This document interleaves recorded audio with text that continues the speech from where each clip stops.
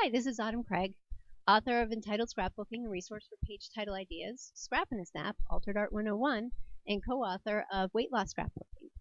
I have several ebook-only versions out there for a scrapbooking series, Scrapbooking Beginner Scrapbooking 101, 201, 202, and All About Me, as well as 50 Ways to Save While Scrapbooking. Thanks for tuning into this segment on travel mini albums.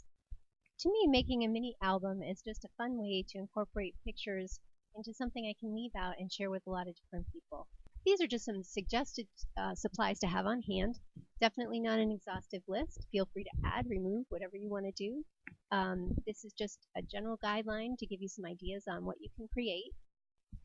In this case, I was making a travel album, and I just wanted something fun. I saw this blank chipboard album at a scrapbooking tag sale, actually, and I really liked the arrows, and I thought it was just going to be something fun to try. I didn't really take a photo of it before I started, but as I was making the album, I did take pictures because I knew I wanted to share, how to make this with someone. So basically, I did this in stages. I started with the plain chipboard album. You can use any type of chipboard. You don't even have to use chipboard. There's lots of different mini books out there. Some of them are made of paper or envelopes. There's tons of different ideas online to check that out. But this is just the general concept that I used to put the album together. I started by taking paper that I had chosen that would go well with the photos, and I covered the mini album completely in paper. I started with a layer of the Mod Podge for paper. You can pick this up in any craft store, the main craft store like AC Moore, Michaels, they all carry it. And basically you just brush it on. It looks like glue. And I actually used a paintbrush, like a wide paintbrush, to actually paint that on. And I created a layer basically completely covering the paper because I really wanted it to, completely adhere down so I didn't have to worry about it coming back up later. And when I was done with that, I actually went around the outer edges of it, the outer edges of the chipboard, on each page to make sure there was no loose edges as well. When I had started this book, I had planned out my pages, so I had a general idea of what I was going to do on each of the pages. Once I had the album completely covered in paper, I went through, with my little pre-planning sheets and started to put on different elements. To me, especially when I'm working on a mini album, doing things in layers is just more efficient and it's easier because once you have some bulky elements on a page, it's harder to go back and do things like rub-ons, especially on a smaller surface. My next step is to go through and kind of put other flat elements in, things like pictures, in this case postcards, different things as I'm going through that I knew I was going to put on each page. As I go through the book, I'm basically doing layer after layer until I'm satisfied that I've completed the finished work. So this was a number of times where I would go through the book, flip through the pages, do I want to add something more to this page? Am I happy with that page? And just go through and until I'm satisfied that everything is finished and complete. Like I said, there's really no set process for this. It's something fun to try. This, you have to kind of compress things and layer things, and to me it's a lot more like a collage effect, and I really enjoy making these. I think they're fun and they're easy.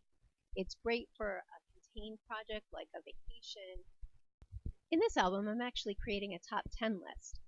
And I'm counting down from, the top 10 reasons why we enjoyed the cruise down to number 1, our favorite reason.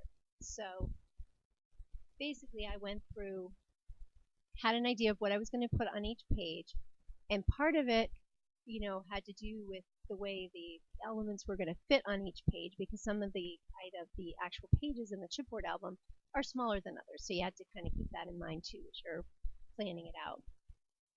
I actually made something like this.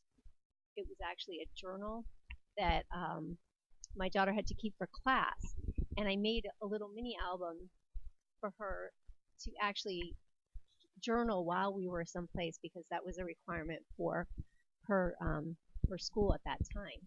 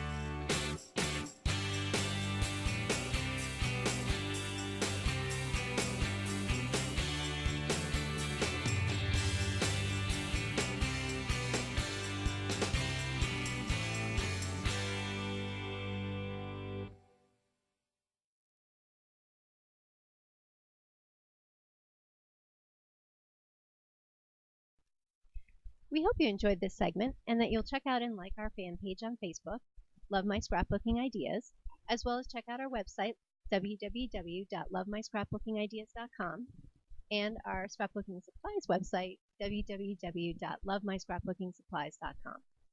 If you have any comments or questions, feel free to drop me an email at autumncraig@live.com. Thanks for tuning in. Have a great day. Happy scrapbooking.